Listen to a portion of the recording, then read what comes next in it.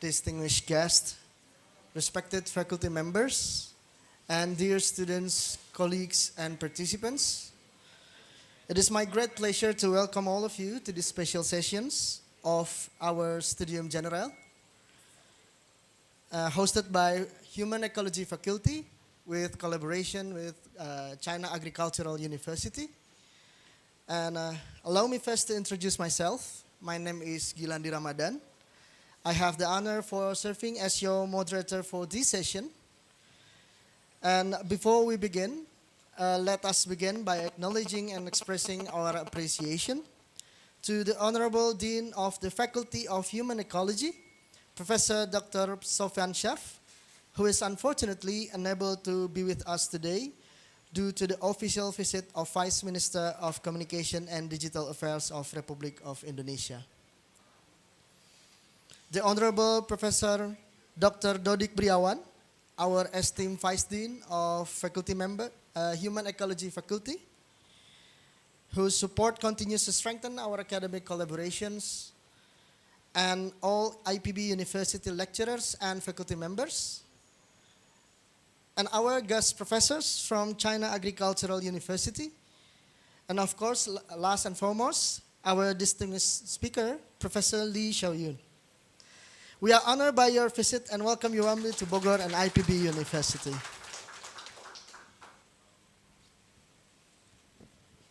As we reflect on the urgent need for more inclusive and people-centered approaches to development, especially in the Global South, while poverty rates maybe have declined in some countries, but the deep structural issues like inequality, rural stagnations, and fragile food systems continue to hinder true progress. In this context, rural development is not just a sectoral issue, but a foundation for sustainable economic growth, social resilience, and poverty alleviation. And this afternoon, we are honored to welcome a scholar whose life work has shaped development policies not only in China, but also across Asia and Africa. So, please give a warm welcome to our Professor Xiaoyun. I invite Professor to move to the stage. And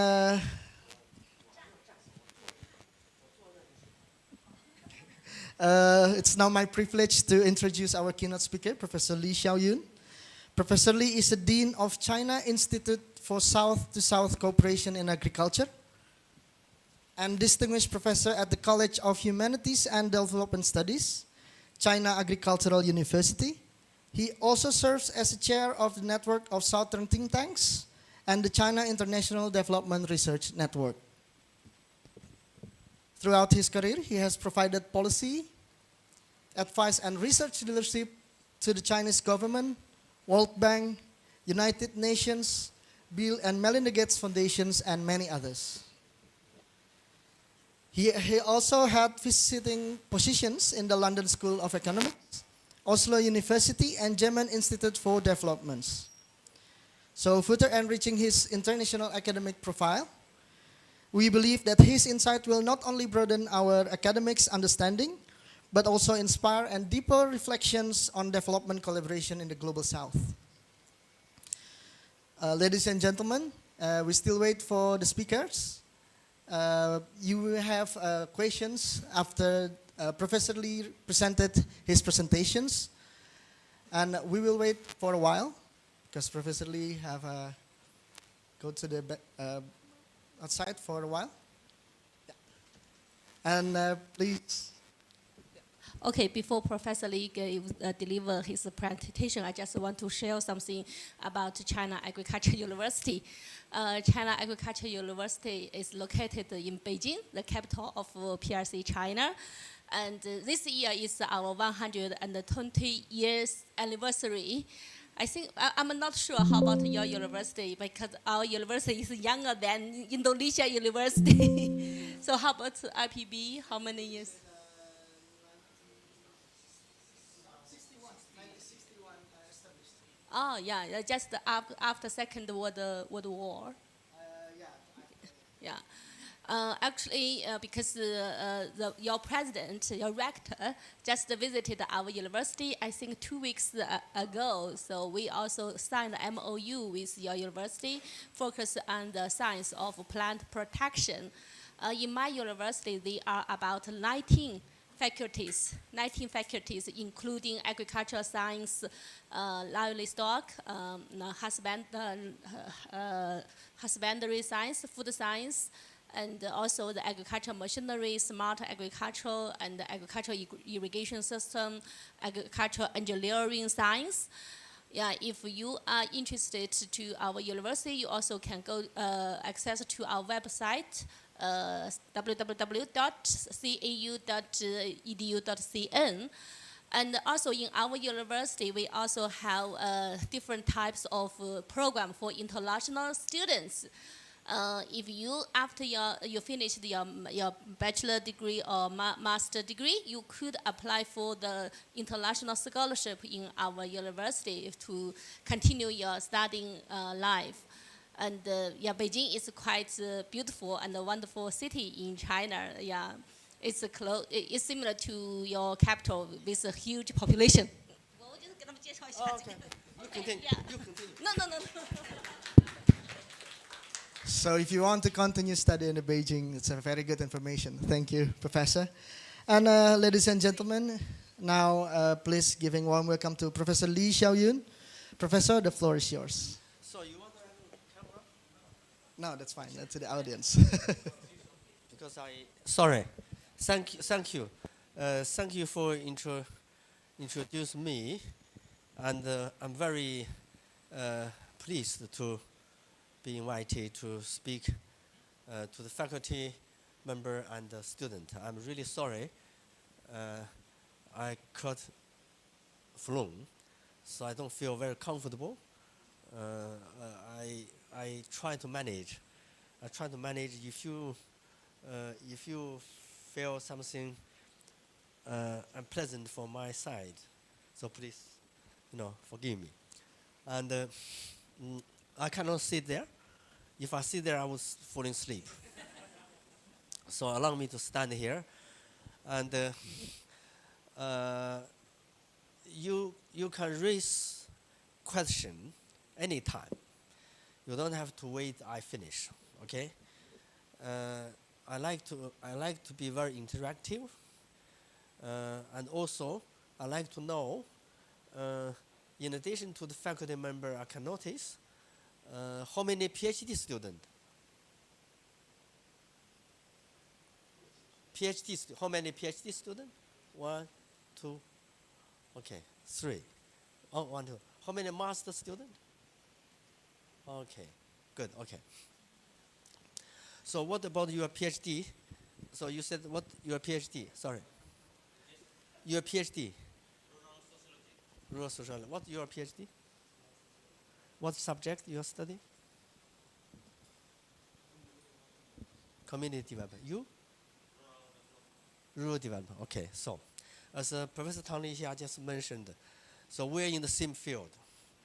We're in the same field of rural sociological development study in the field of rural transformation.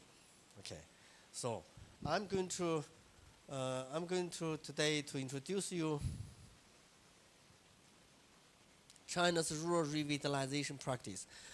I use China's rural revitalization program as a case to present you transformation from globally and also in China.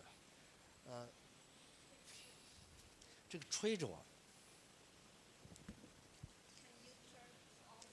No, this one put me in terrible.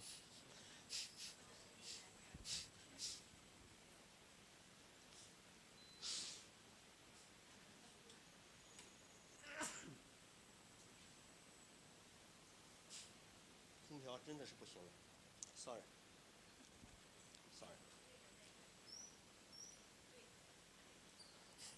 First, let me give you very brief overview. very brief overview of how developed country transform their rural area and agriculture. You know, like Indonesia, like China, Indonesia. So we belong to called catching up state. You understand catching up? So the characteristic of catching up means there's something before. And for Britain was pioneer. Britain was pioneer. There was nothing before. There's nothing before the Britain started development. But when China and Indonesia, when we are doing now today, we have a lot to learn. We know what happens in other countries. We know UK, Europe, Japan, Korea, you know, China. I heard about somebody said, you want to become rich, you learn from China, somebody said. So we in China, we always, for the last 30, 40 years, we mainly learn from United States and Europe and Japan. So the UK, and in the year of 17th century, UK started agricultural revolution. And do you know what mean agricultural revolution? Means, you know, in England, anybody been to England before? Anybody to England before? No? You, yeah. England, different from Netherlands. England is always raining, okay? Very raining, very cold. So the soil temperature is low. And the soil structure is very rigid. And therefore, and the yield for the barley, yield for any crop is very low. And there was always famine in England. And then, in the UK, in the 17th century, earlier, so they invented what? They invented a deep plow.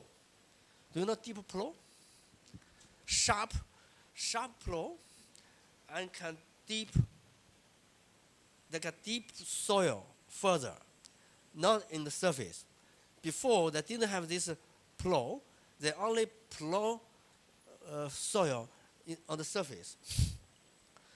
And when you plow the soil, and you actually expose the soil to the air, and then this can escalate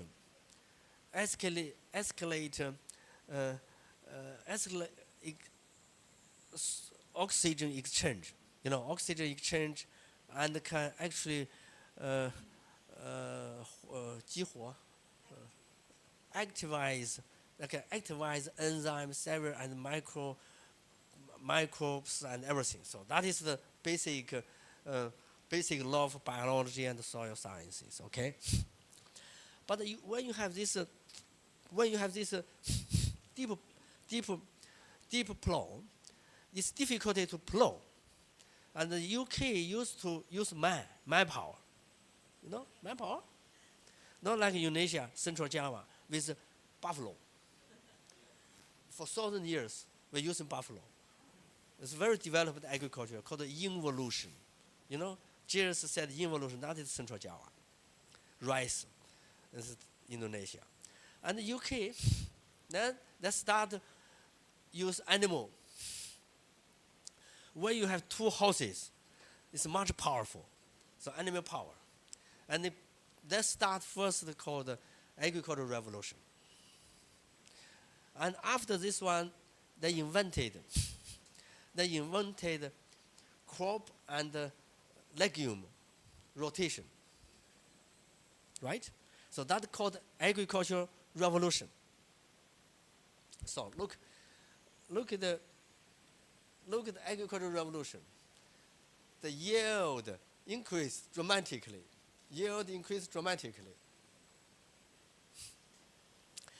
After the agricultural revolution, so this agricultural revolution lasted 200 years. 200 years. From 17th century to the 19th century.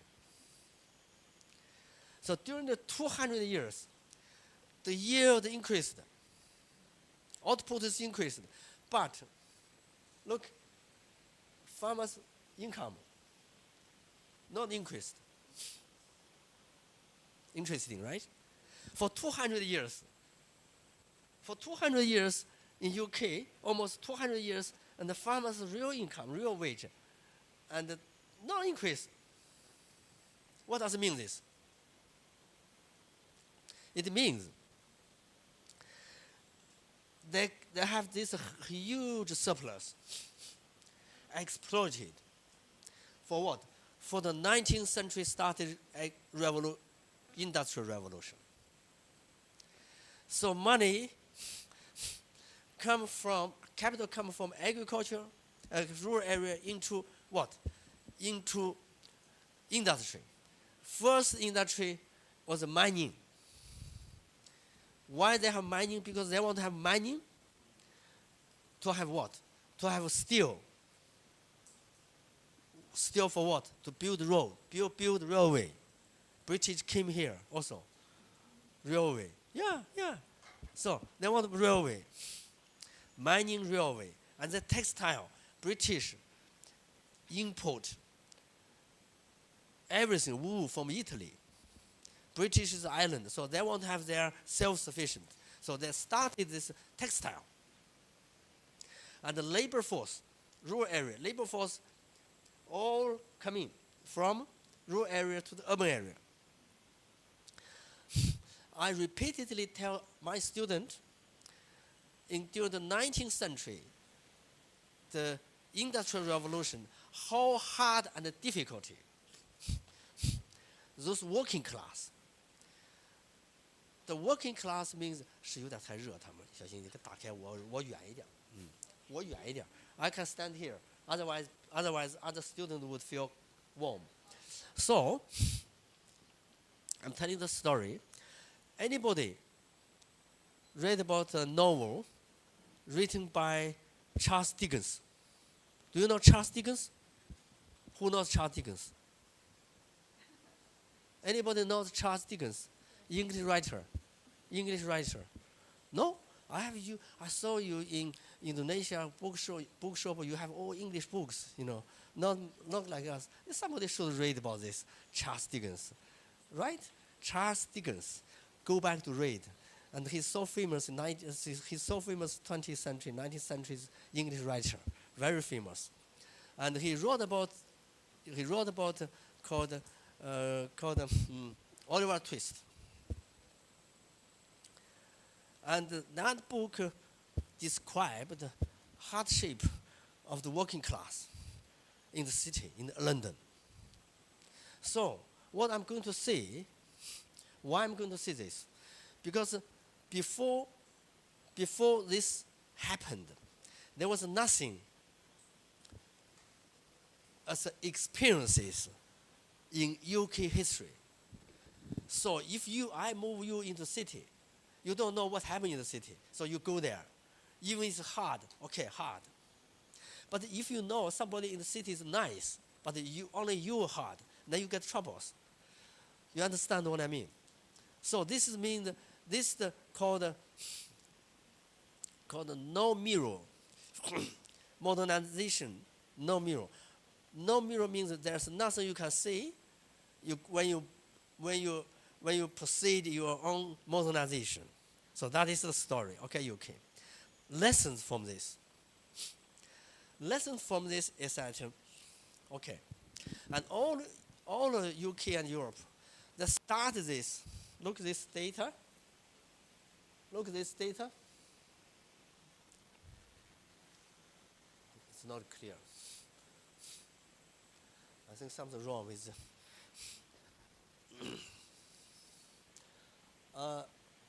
No, this not. Okay. So,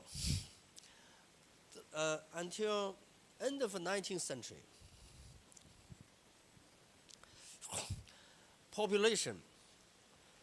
rural population dropped down to the 5% below.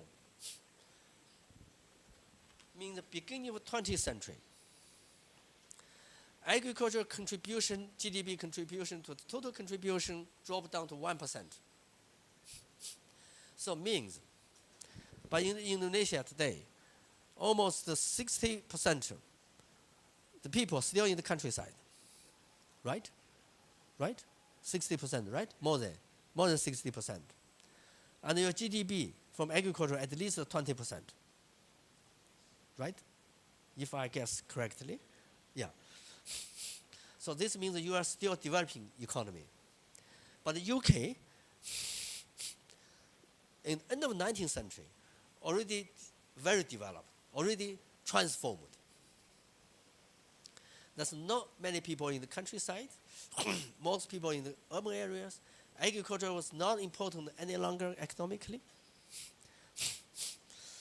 However, and after that, the start called rural decline. Rural decline. And some people ask me, Professor Lee, look, in the UK, most people left the rural area, going to urban area, and there's no people, only few people doing agriculture. How about provide food? Who provides food? That's a natural question, right? Who grew rice? Remember, British from 19th century to 20th century, British has a colony. So they get tobacco from United States. They got the sugar cane for sugar. They got sugar from West India. You know West India? And they get rice from India, Indonesia, many countries. So they get everything. They get vegetables, everything from East Africa. So this means this transformation is under two costs. One cost is a long-lagging wage increase of lower class people, means peasant and working class. Okay. Second one is in the cost of colonies. Two things. Okay, and until 1980s, UK and Europe started back to agriculture and back to the rural area, called counter-urbanization. People moving back to the agriculture and to the rural area. But they're not farmers. They're not doing agriculture. They're people to have second home. Okay, so that is I like to use this to raise my question. It is possible for Indonesia to realize your transformation with 200 years. It's possible? Are you patient? Let me ask you. Are you patient to wait 200 years to get your life improved? Yes or no? No. Good. Okay. Second question. The farmers and the working class are able to be tolerant for 100 years, no increase. Yes or no? Yes or no? No. Are you able yourself able to be tolerant, to be okay if nobody increase your salary? No. No. Right? No. So that is the big question. So this question is about global south, China and Indonesia. Indonesia has 人口多少？ 280 million. 280 million people, right? You are a very large country. So, whether countries like Indonesia, China, like to repeat this modernization process? No. Right? So this is the talk. This is the central theme of my talk today. Let me see. What happens in my country? Okay? Not only, and if we're going to repeat this modernization process, and look, we'll get what I called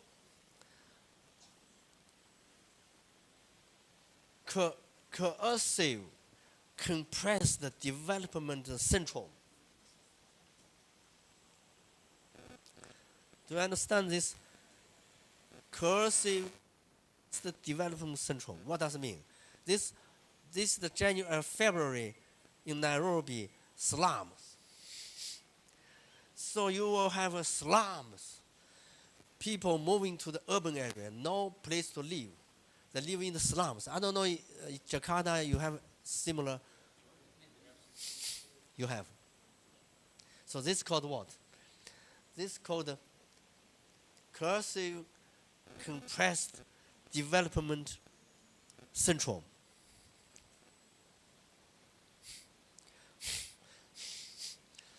This kind of syndrome will create what? Will create social unrest, and particularly this increasing number of these people living in different kind of blocks, which create another kind of political dynamic. What does it mean? And in the elected open campaign system, politicians get votes from these people, right? They will show their moral standard to say, look, if I'm elected, I will do more for these people, right? They will do like this. Many countries, Africans, many countries like this. Okay. Therefore, they will purposely like these slums exist, remains, no change. So this is the vicious circle, vicious political cycle coming primarily from this syndrome. And I call this syndrome as the cancer, political social cancer of a transformation of many developing countries like Philippines, many countries, Philippines. Indonesia is not seriously, Philippines very seriously. It's difficulty, like cancer, it's difficulty. So, to having this syndrome will not lead country to be developed very quickly. Most of these countries, most of the Latin American countries, most of these countries drop into the middle income trap.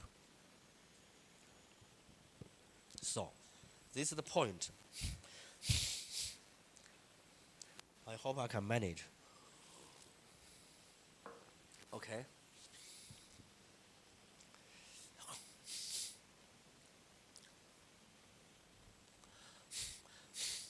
Okay, China, I like what I described.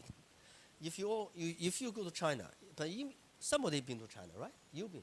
No, nobody. We are long distance neighbor. Long distance means I have to fly 6 hours, but we are actually neighbor.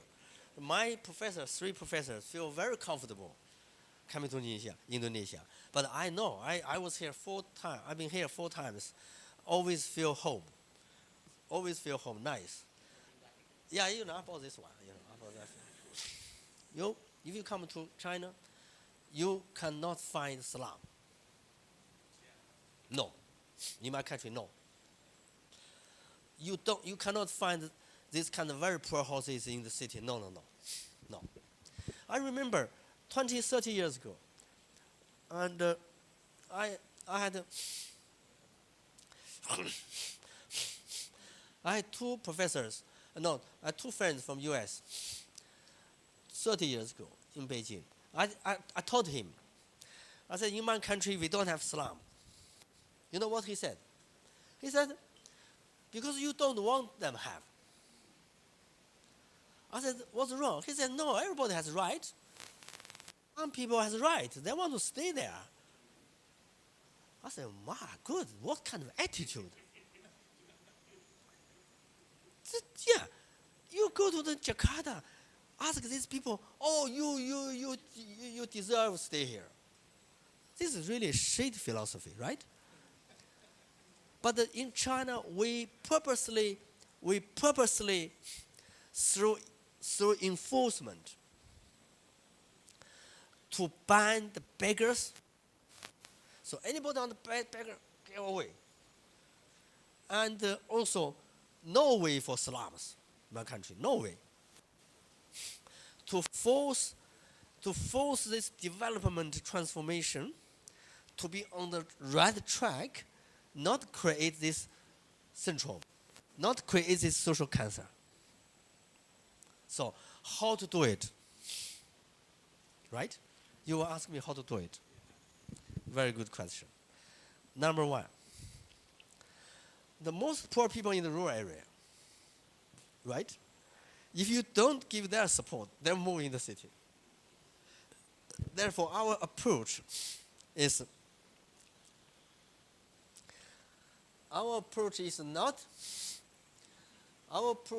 start poverty reduction program. Not after China become developed. This is the point. Not many people understand this. And the people understand the poverty will be reduced, eliminated. And the trickle down of economic growth. So there's a time lag. During that kind of time lag, the time usually is sufficient long to create this cancer. You understand? So you all social scientists, this is important. So China started poverty reduction program when China's per capita GDP was only $200. Indonesia is $4,500 today. We started poverty reduction program when our GDP per capita was only $200. We started. So when China's GDP reached to the $10,000, 2020, rural absolutely poverty gone. So this is the first. Second, our land system. So our land system, we are not allowed farmers sell land. You cannot buy land. Urban people cannot buy land in the rural area. So land is a livelihood guarantee for farmers. So when they have troubles, when they have shocks, difficulties, usually the poor people are forced to sell their land to cope with their urgent need. After urgent need is met, and they get landless. When they get landless, they move to the urban area, become slum people. So in my country, no. Land, farmer, no. So this is the second. Yeah. No, belong to you, but you cannot sell. So it's private property. No, 他不懂那个。The land is yours, but you don't own entirely. But your land, you can use it right. We have complicated. I'm not going to get complicated in my country. And 也不是那样，我们说他也不懂。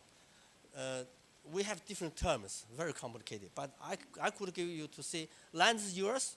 You can use for farming. If you don't farming, you can transfer to other people doing farming. So this is not a problem. But you cannot sell. Nobody can sell land because land final ownership is owned not by yourself, by the community. But the community cannot sell land. 所以它不是个 ownership. Community cannot sell land. Yeah. So this is complicated anyway. I'm not going to give you this this further.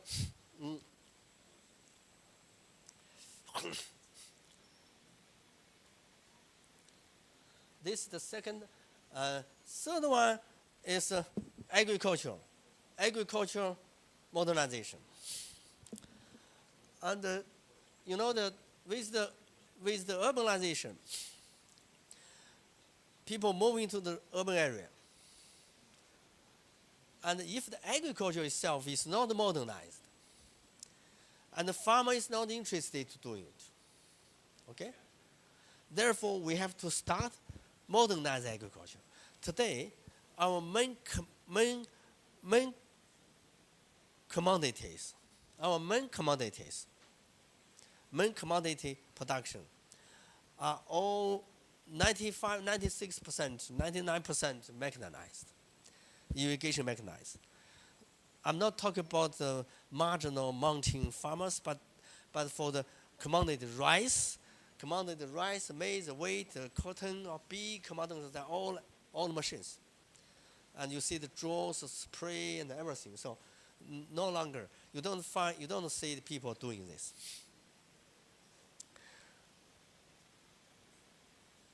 And agriculture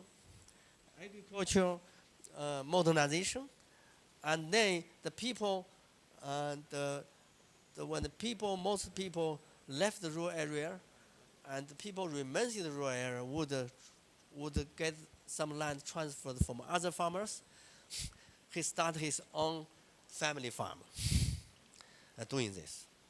And at the same time, China started called rural revitalization, not only for agriculture, but also to build a beautiful countryside. So if the countryside, if there's no road, no infrastructure, nothing, and the rural countryside, the rural areas very dirty, no toilet, nothing, so nobody will live there.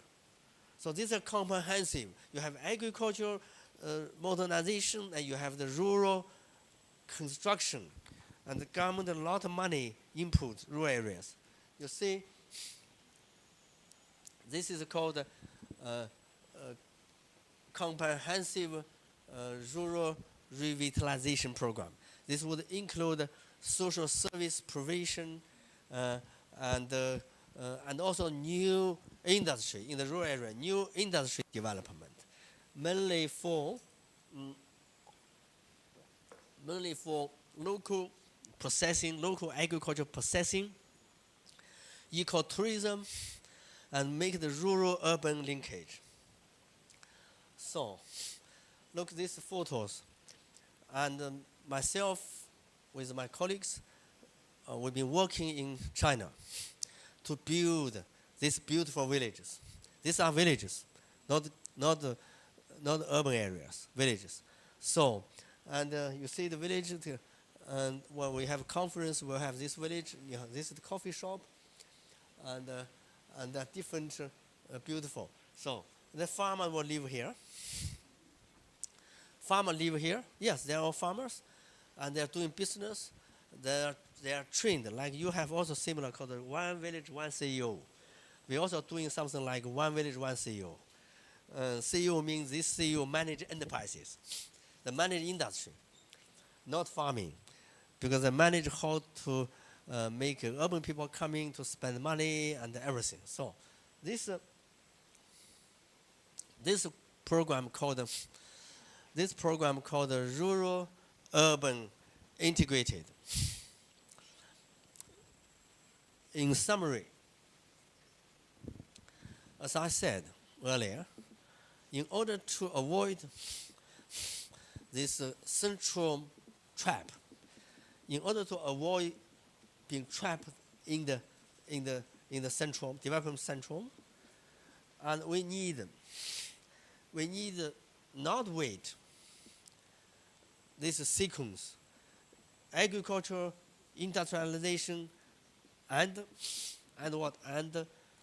counter urbanization. Developing countries like Indonesia, China, we don't have colonies, right? We don't have many other conditions. We don't have this. We have to adopt called not sequential, but parallel. Not sequential approach, but parallel approach. When you do the industrialization, you should at least not forget rural area and agriculture to do at the same time doing this. Not to listen classic economics, classic development study, that you have to transform from this, so you can start simultaneously.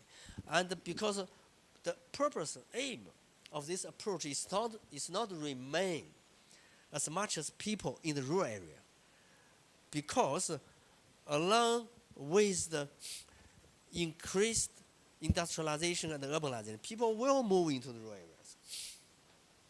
But at the same time, to provide good condition for the rural area, that surplus labor will not put into the urban area. So that is the point. So China's case indicates it is possible to follow alternative development approach, and it is possible to create, even in the very low rank of GDP, what China this year is the $14,000 US. $14,000 US. It's just in the age of a high-income country, but not very high-income country. But you will have chance to see in China, in the rural area, some part of our rural area is almost like Japan. Many parts of our rural area is already like Japan, similar. So this creates alternative experiences for many countries, like Indonesia. That is more important. We like to share. This is also part of the reason why we want to have this kind of comparative rural study. Not driven by old fashion of European, American way of the economy of critical political economy of rural study. I don't like this way. Complete useless. Yeah, right-based. Penny business is important to create income for the people.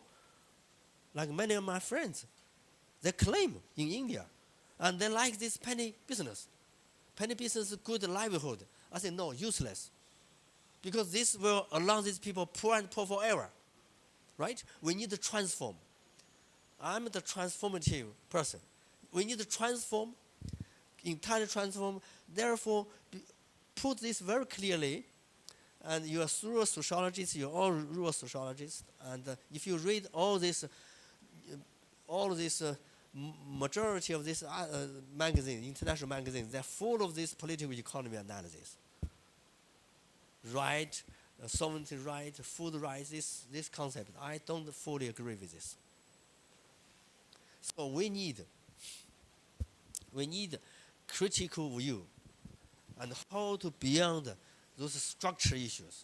So we have to believe the agency, and we have to understand the agency, and how important the agency can overcome the structure constraints, and to bring the real equity real equity means we don't have slums in my country, right? And if you come to my country, I'm not going to say everybody. And I'm not going to say all farmers, everybody, no, never. But you go to the rural area, like village, all of my professors, we are working there. And a lot of money spent, millions money spent.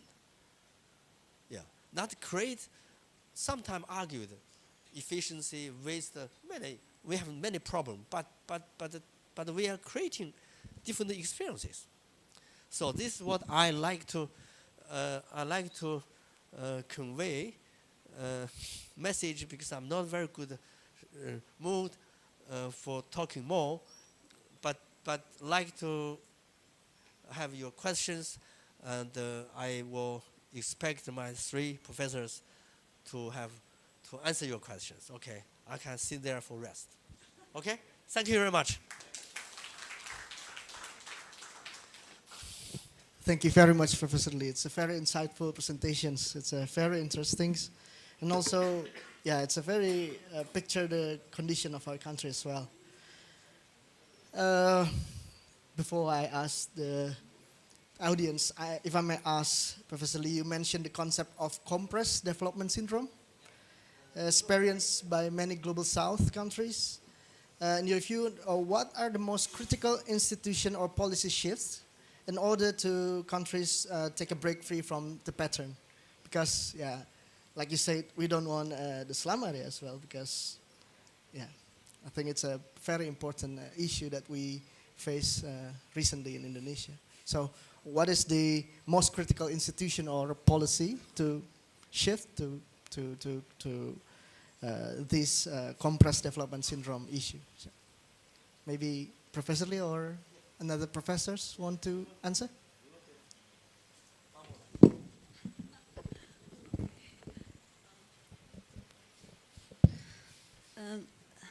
I can stand.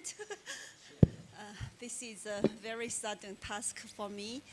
And my understanding from Professor Lee's message, I think, is we try to avoid the development or growth without development. That's or just a kind of linear way of modernization, very Eurocentric way. And during the process of modernization, it created a lot of exploitation and class differentiation. So that is coercive or compressed modernization. But our approach in China, we try to avoid that through exploring a different way of modernization that try to avoid the rural-urban divide, and that's what he said is non-sequential. Yeah, urban to become modernized first, and then rural area left behind. That's not what we want. We want to achieve modernization without leaving anyone behind. That is my understanding of this approach. Yes, and you. in China, we have, if we talk about the most successful institution, I think it's targeted poverty elevation strategy, starting from 2012. Of course, as Professor Lee mentioned, we had long term of poverty elevation, but the most important one starting from 2012, we call it targeted poverty elevation strategy. Then currently we are doing rural revitalization strategy after we eliminated absolute poverty by the end of 2020.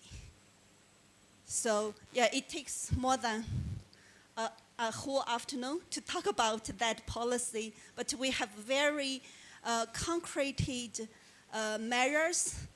Of course, we have numerical measure to measure the poverty. That's poverty line, but it's increasing all the way. We also have non-numerical measures, criteria to measure poverty, like if we see this place, this area has eliminated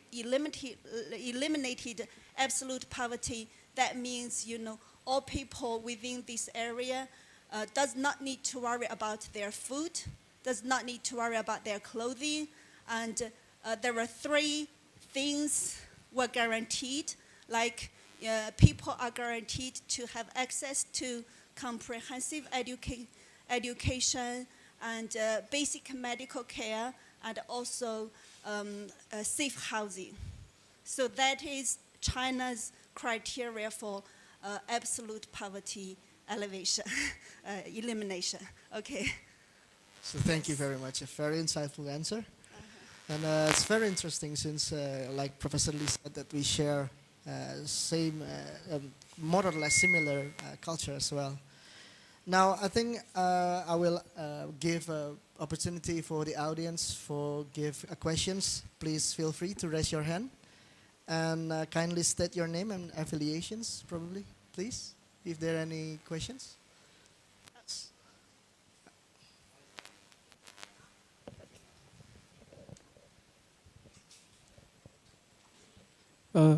Baik. Bismillahirrahmanirrahim. Assalamualaikum warahmatullahi wabarakatuh. Waalaikumsalam. Let's introduce myself. My name is Abdullah Al-Hayat. I'm from Magister of Computer Science. And I say dear Honorable Professor Lee and our lecturer from China Agriculture. We very happy you are come to IPB University, and we say welcome to our beloved campus and my beloved audience. I think I have a question. I have read in the book written by Professor Sofyan Sjaf, in the issue in our country, in Indonesia, is our population increase, but our land decrease. But there are in our young generation the mindset, the wrong mindset. You don't be a farmer, because if you come be farmer, you are poor, very poor gitu. Ya. Jadi how to break the wrong mindset for our generation, for our young generation, to be a farmer is opportunity to develop your country, and you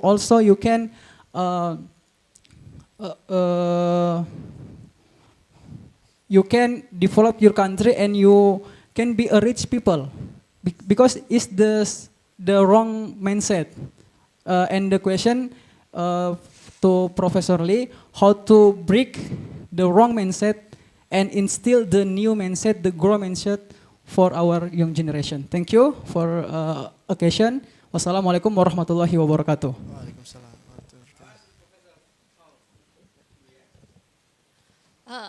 I think it's the common challenge also in China. But in China, actually the farmers' income composed for 4 parts.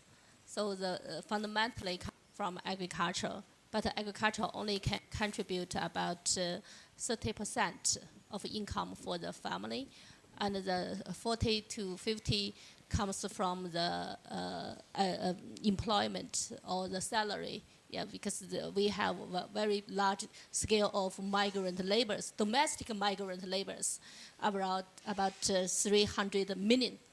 Yeah, 300 million is equal to your whole population. Yeah, in China is the migrant laborers. So they come from the village. So but now, so that's why in the village, so before all the household, they only can use very small pieces of land. But now most people, they left from rural area to urban area. That released the new developmental space for the people who still in village. So that means now in China, more and more farmers could have the larger scale of farming system. And for the young generation, the government also would like to encourage the young generation go back to the village. Because if the young people go back for the traditional agriculture, no young people, they would like to go back. So that's why. So now the young generation, they will go back to not to go back to traditional agriculture. They go back to smart agriculture, go back to modernized agriculture. So they use the smartphone as in China we have a very famous sentence we call it the smartphone is the new agricultural tools. So they use the smart technology, and also the like Professor Lee has introduced.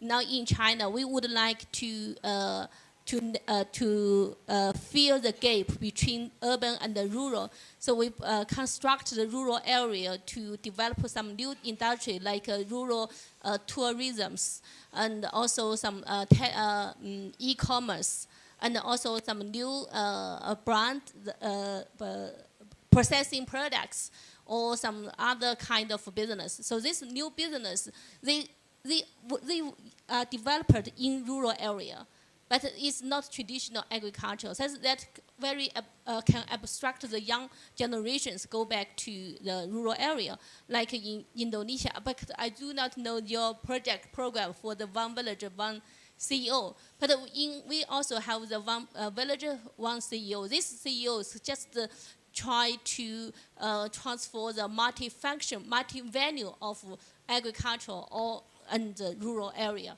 So we think the generating new opportunities for the young generation, not just ask them to go back to rural area like their parents. No way, that's no way.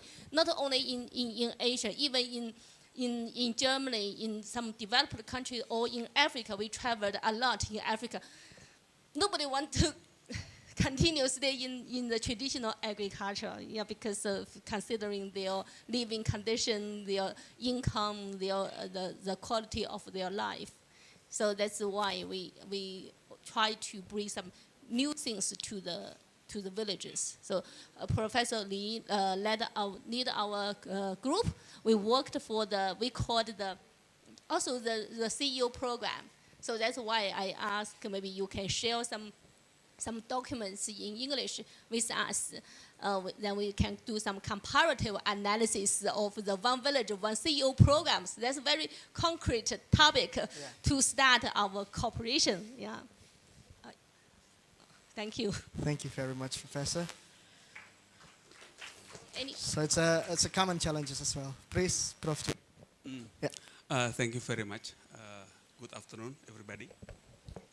My name is Lubis. I'm from what's that? Development Communication of Rural and Agriculture. I saw, Professor Lee, that you have your own ideology in development. In our case, Indonesian case, I think we borrow all from Western. We borrow the technology, we borrow the money, we borrow the pathway also. So your story is absolutely different with our story in rural development, I think, in my opinion. I know that all the students know about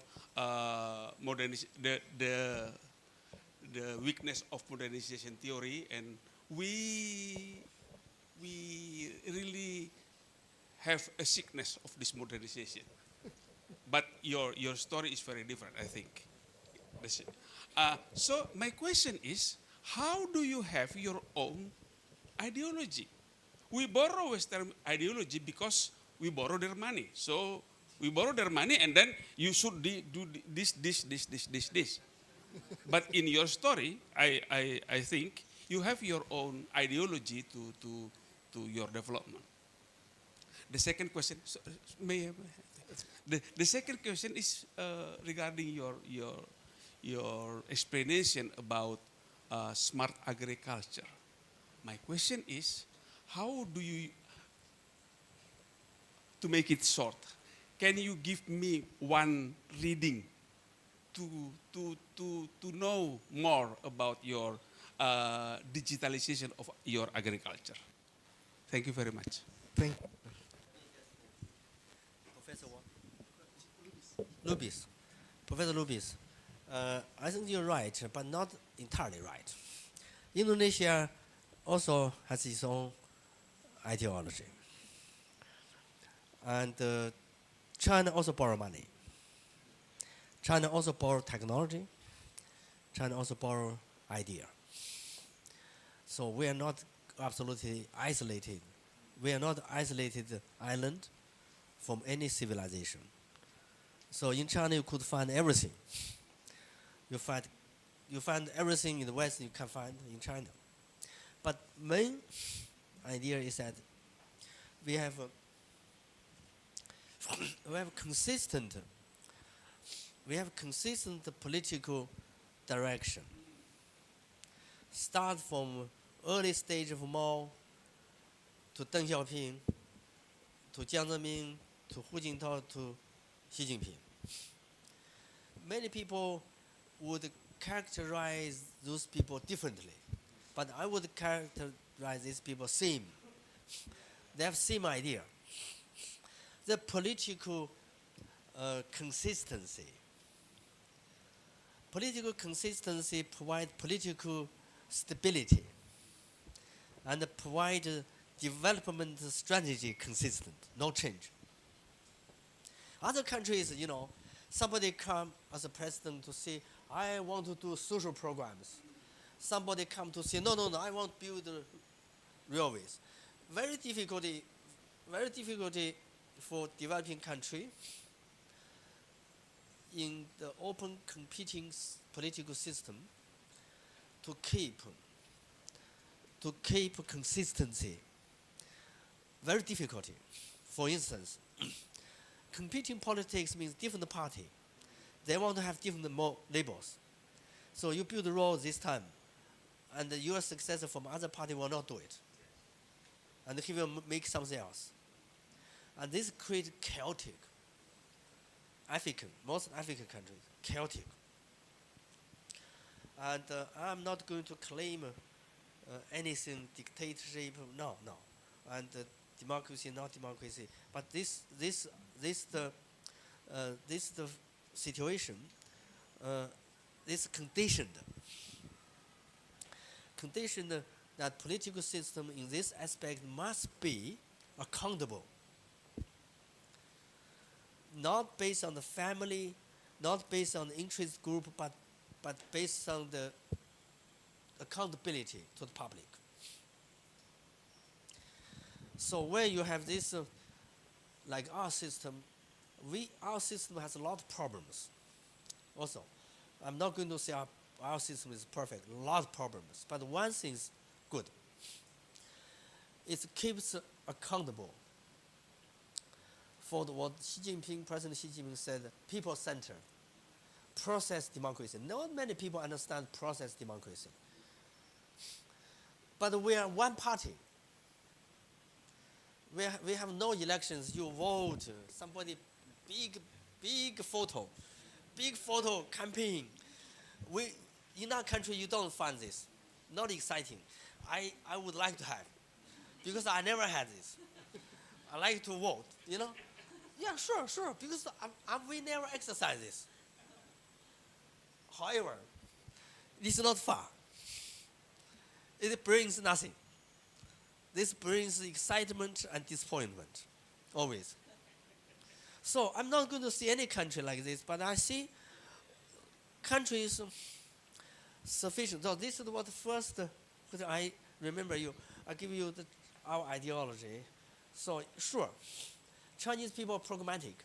You see all overseas Chinese, Indonesian Chinese, they're rich people. They're pragmatic, hardworking. So we will not stick to any ideology things. So we like to get our people rich.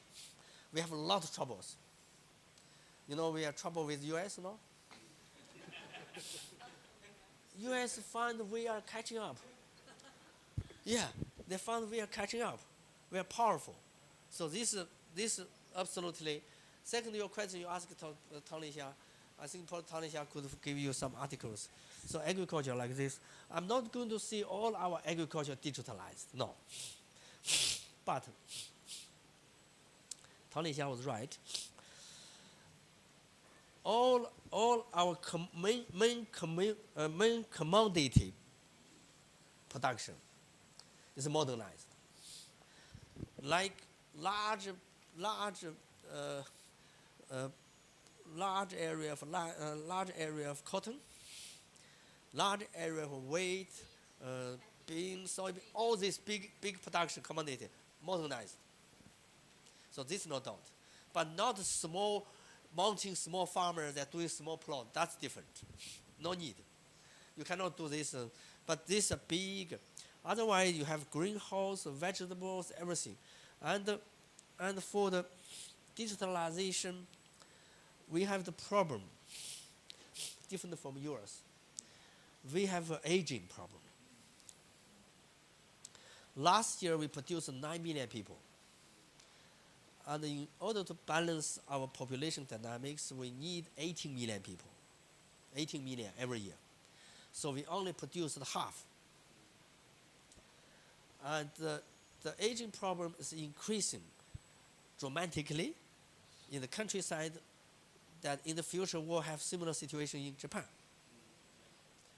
So this is different from, therefore we have to escalate our technology in terms of labor substitution and the digital agriculture, those technology. Otherwise we cannot feed ourselves. And this is also different from yours. You know, you have labor, and maybe in the future, 20 years later, 30 years later, we need to get more people coming from Indonesia.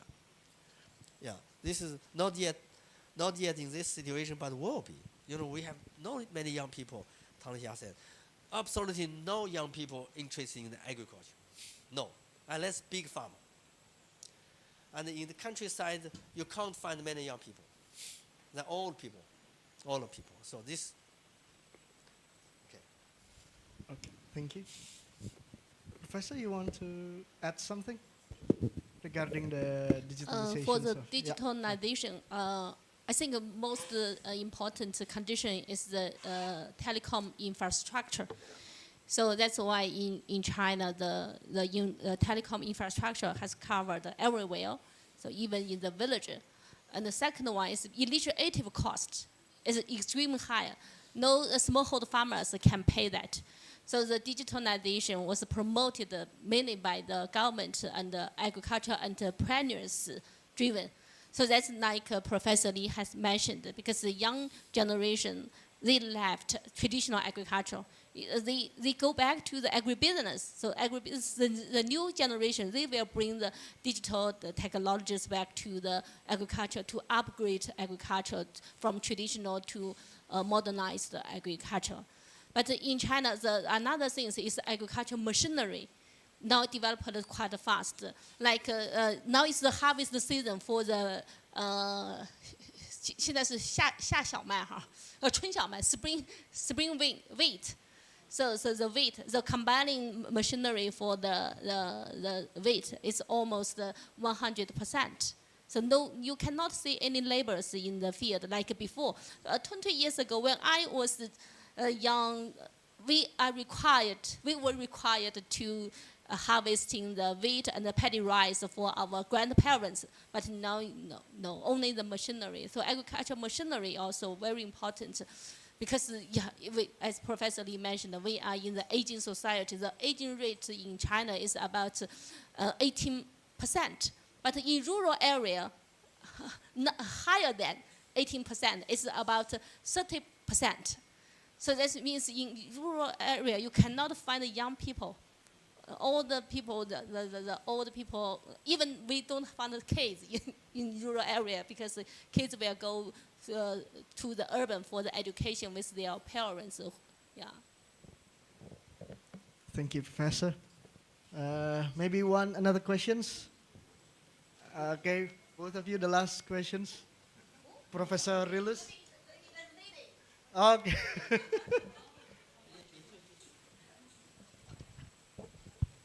Okay. Lady for the last, not the first. Okay, my name is Tami. I'm from rural sociology, but my concentrate is rural digitalization.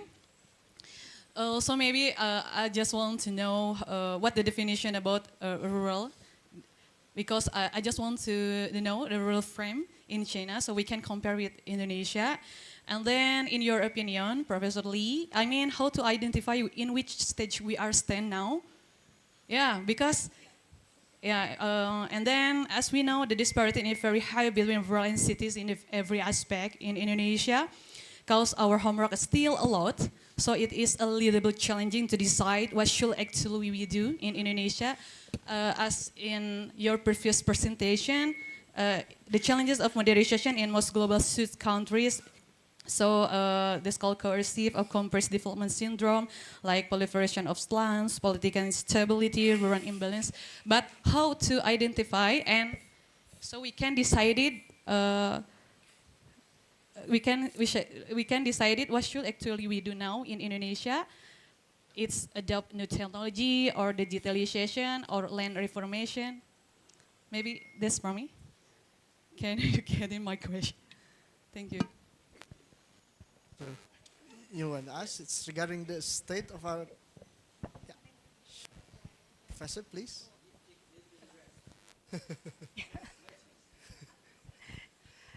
Thank you for your question. It's very important. So I think also your question is a little bit related to the former one. And just now, Professor Lee introduced about the political context in China, so how we can achieve a lot of things. Also, it's very important to other system in China, I think, to provide some experience or something for Indonesia to refer. So the first one I will stress is about the land system. So in China, you know, all of the land are owned by the state, especially in the rural, in the countryside. So if the villagers can contract the land and if they can own the land, they do not have the property, but they have the right to use it. They can make a decision how to use it. And we have the household contract land system. So to ensure the basic livelihood source for the households. I think also that's very important thing.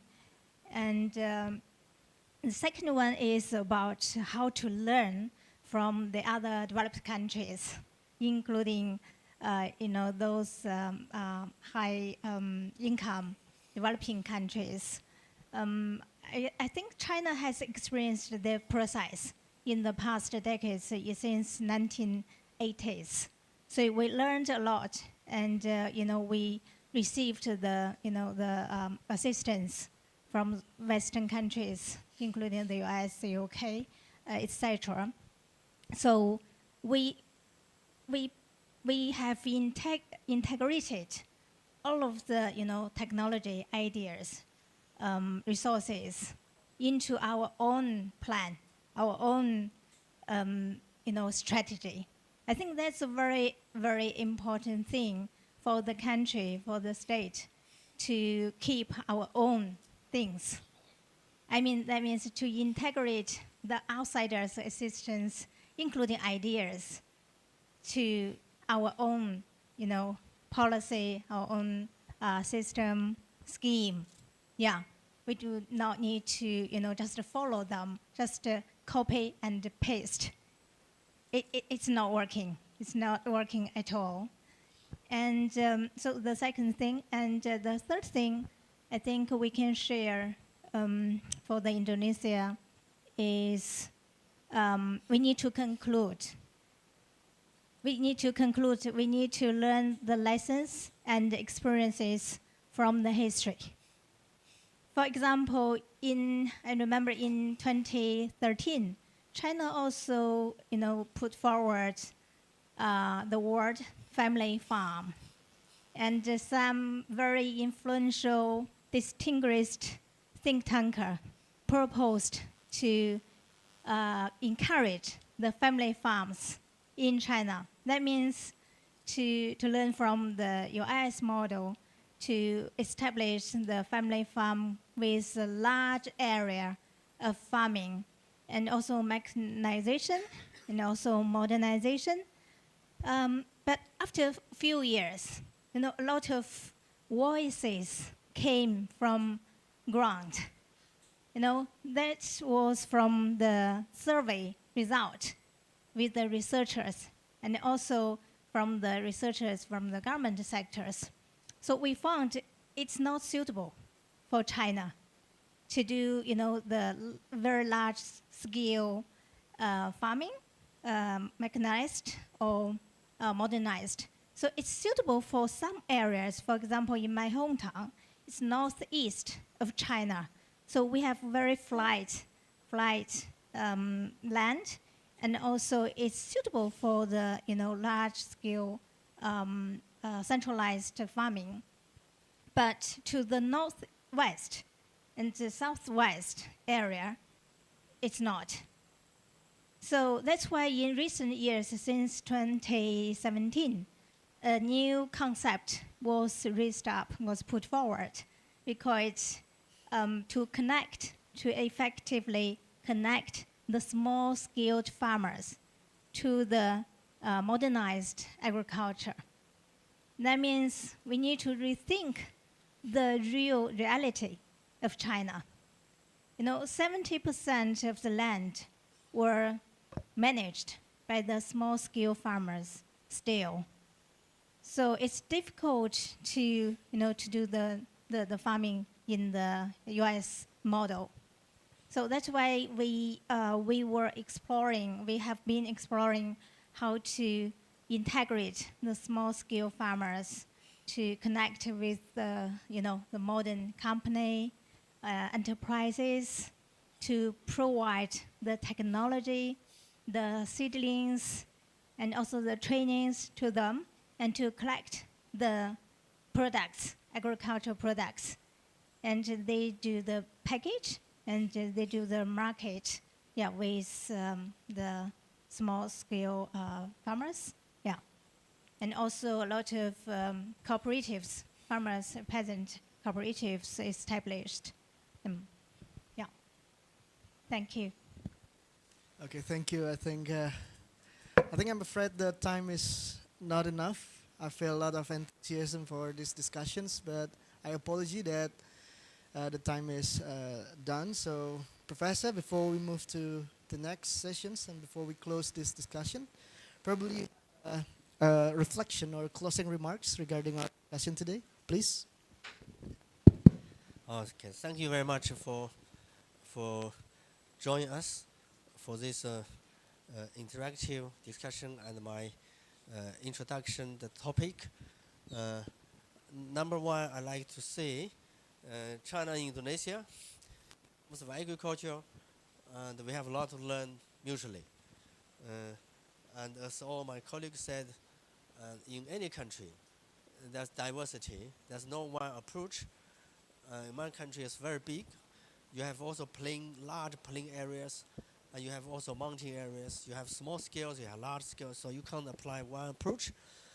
And you need a combination of a large scale of modern agriculture plus effective linkage with market small scale modernized farmer. So all this very, very interesting, and this could also be shared with Indonesia, as far as I understand. And Indonesia is still facing a very high ratio of land and labor, and therefore to look how this small-scale farmer being modernized, to link with market and even global value chain is also very important. Secondly, I would open to invite students to apply our program, PhD program and master program, and if you could check Chinese Embassy, our scholarship program, so welcome you to apply. I know you all like to go to United States, Europe, that's fine. And at this moment, come to China is not bad choice. It's not bad choice. And of course, and thirdly, we're coming to have a very small collaboration project. And when we come, we will have a lot of, more and more interactions, and your professors and even PhD students join our program will also come to China. So, and I hope we'll continue this dialogue, and I'm very happy young generation sitting in this room joined join the discussion, and really you are the future for your agriculture and rural development. Thank you very much. Yeah. Professor Lee, it's a very powerful and insightful presentations. It's reminded us that modernization is not one-size-fits-all formula. So we've seen the China rural revitalization efforts, and most importantly, Professor Lee emphasized that the Global South has the capacity to lead its own path to developments. So to close the sessions, I will invite Professor Rilus as a head of community development divisions to give some souvenir from our faculty to Professor Lee. Yeah, please. Yeah.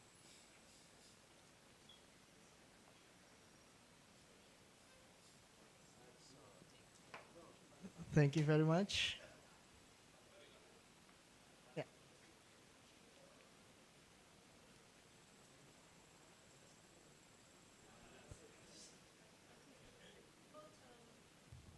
Okay.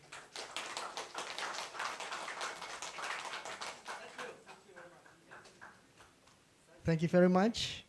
And for the last, I might ask all the audience to stand and fill the seat in the middle, because we will have a group photograph together. And we invite Professor Lee and another professors to stand in front of